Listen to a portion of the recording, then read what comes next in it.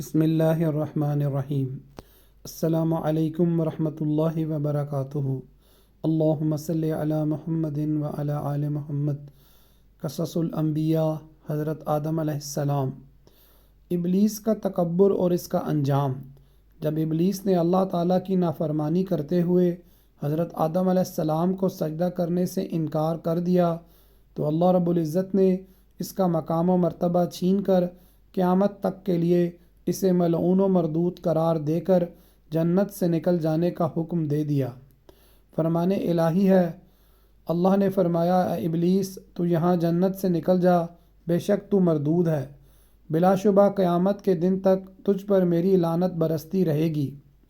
اللہ نے فرمایا تو یہاں جنت سے اتر جا، اس لیے کہ تجھے کوئی حق نہیں کہ تو یہاں جنت میں رہ کر تکبر کرے، لہٰذا تو نکل جا، بے شک تو ذلیلوں میں سے ہے۔ اللہ نے فرمایا کہ یہاں سے ذلیل و خوار ہو کر نکل جا، لہٰذا ان انسانوں میں سے جو بھی تیرا کہنا مانے گا میں ضرور تم سب سے جہنم کو بھر دوں گا۔ حدیث رسول اکرم صلی اللہ علیہ وآلہ وسلم۔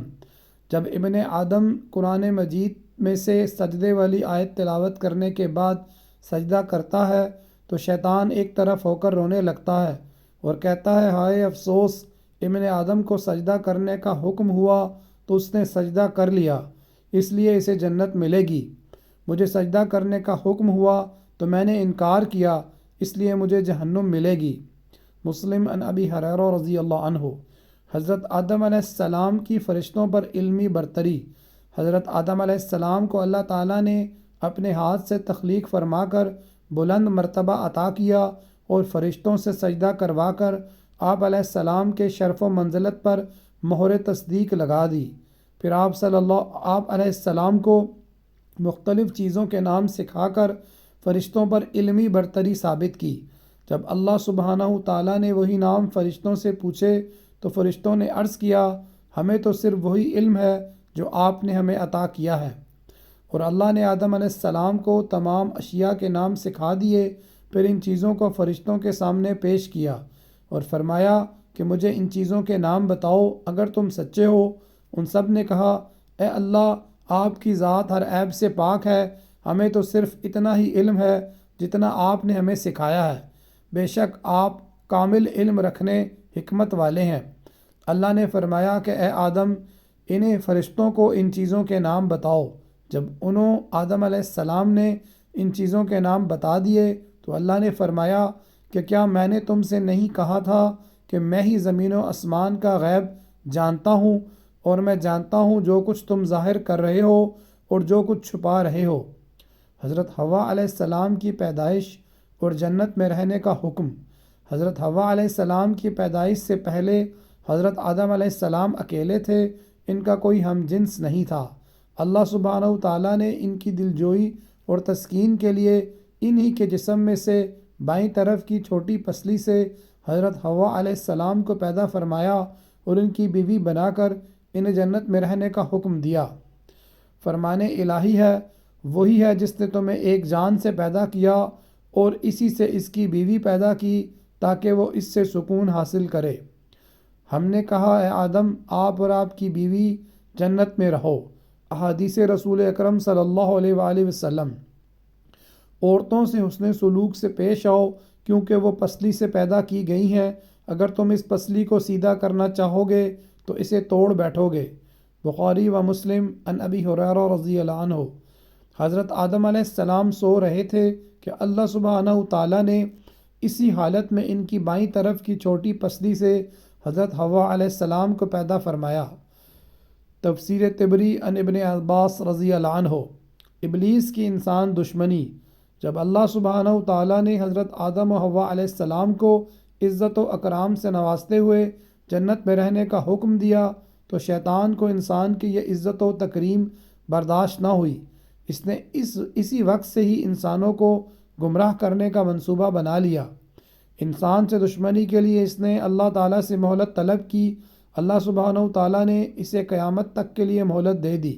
فرمان الہی ہے، اس شیطان نے کہا اے اللہ، چونکہ آپ نے مجھے گمراہ کر دیا ہے اس لیے میں ان انسانوں کو گمراہ کرنے کے لیے آپ کی سیدھی راہ پر گھات لگا کر ضرور بیٹھوں گا، پھر ان پر حملہ کروں گا، ان کے آگے سے بھی، پیچھے سے بھی، دائیں سے بھی، بائیں سے بھی، اور آپ ان میں سے اکثر کو شکر گزار نہ پائیں گے۔ ابلیس نے کہا، اے اللہ، اب جب کہ آپ نے اس شخص آدم علیہ السلام کو مجھ پر فضیلت دے ہی دی ہے تو مجھے قیامت کے دن تک مہلت دے دیجیے، میں اس کی اولاد میں سے چند لوگوں کے علاوہ سب کو ضرور اپنے قابو میں کر لوں گا۔ ابلیس نے کہا، اے میرے رب، مجھے اس دن تک مہلت دے دیجیے جب لوگ دوبارہ اٹھائے جائیں گے۔ اللہ نے فرمایا، تجھے مہلت دی جاتی ہے اس دن تک جس کا وقت معلوم ہے۔ ابلیس نے کہا، آپ کی عزت کی قسم، میں ان سب لوگوں کو بہکا کر رہوں گا سوائے تیرے مخلص بندوں کے۔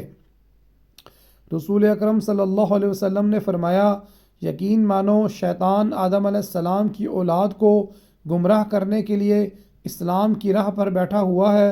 ان کے دلوں میں یہ وسوسہ ڈالتا ہے کہ افسوس، تم اپنے باپ دادا کا دین چھوڑ کر مسلمان ہو رہے ہو۔ سعادت مند لوگ اس کی بات ٹھکرا کر مسلمان ہو جاتے ہیں۔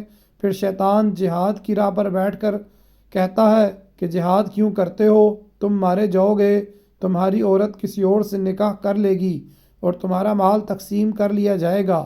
مگر سعادت مند لوگ اس کی بات رد کر کے جہاد کے لیے نکل پڑتے ہیں۔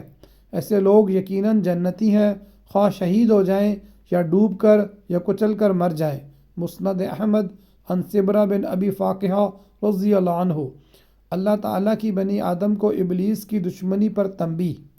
اللہ تعالیٰ نے ابلیس کو قیامت تک کے لیے مہلت دینے کے بعد بنی نوع انسان کو ابلیس کی دشمنی سے آگاہ فرما دیا اور یہ وضاحت کر دی کہ تمہارا سب سے بڑا دشمن شیطان ہے، اس سے بچنے کی ہر ممکن کوشش کرو۔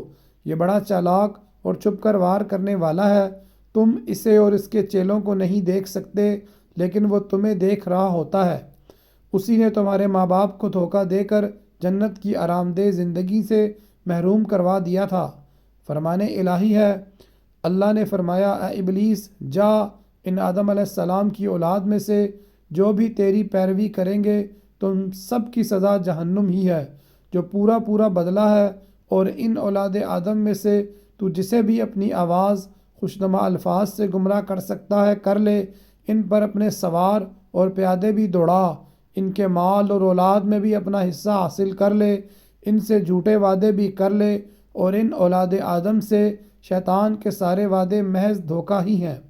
اللہ نے فرمایا، بے شک میرے مخلص بندوں پر تیرا کوئی زور نہیں چلے گا، اور تمہارا رب ان مخلص بندوں کی دستگیری کرنے کے لیے کافی ہے۔ اور یاد کرو جب ہم نے فرشتوں سے کہا کہ آدم کو سجدہ کرو تو ابلیس کے علاوہ سب نے سجدہ کیا، وہ ابلیس جنات میں سے تھا۔ اس ابلیس نے اپنے پروردگار کے حکم کی نافرمانی کی تو اے انسانوں، کیا تم پھر بھی اسے اور اس کی اولاد کو میرے سوا دوست بناتے ہو، حالانکہ وہ تمہارے دشمن ہے۔ آگاہ رہو، ایسے ظالموں کے لیے بہت ہی برا بدلہ ہے۔ حضرت آدم و حوا علیہ السلام کے خلاف ابلیس کی چال۔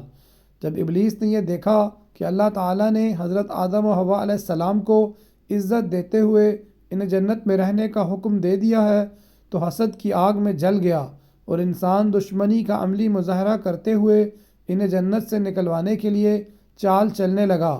وہ بڑا ہمدرد بن کر حضرت آدم و حوا علیہ السلام کے پاس آ کر کہنے لگا کہ تمہیں معلوم نہیں کہ اس درخت کے قریب جانے سے تمہیں کیوں روکا گیا ہے؟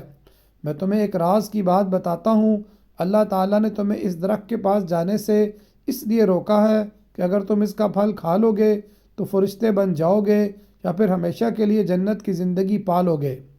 فرمان الہی ہے، تمہارے رب نے تو تم کو اس درخت سے صرف اس لیے منع کیا ہے کہ تم فرشتے نہ بن جاؤ یا ہمیشہ زندہ رہنے والوں میں سے نہ ہو جاؤ۔ شیطان نے ان آدم علیہ السلام کے دل میں وسوسہ ڈال دیا اور کہا، اے آدم، کیا میں تمہیں ہمیشہ کی زندگی کا درخت اور ایسی بادشاہت نہ بتاؤں جو کبھی نہ ختم ہو؟ جزاک اللہ خیرہ۔ السلام علیکم ورحمۃ اللہ وبرکاتہ۔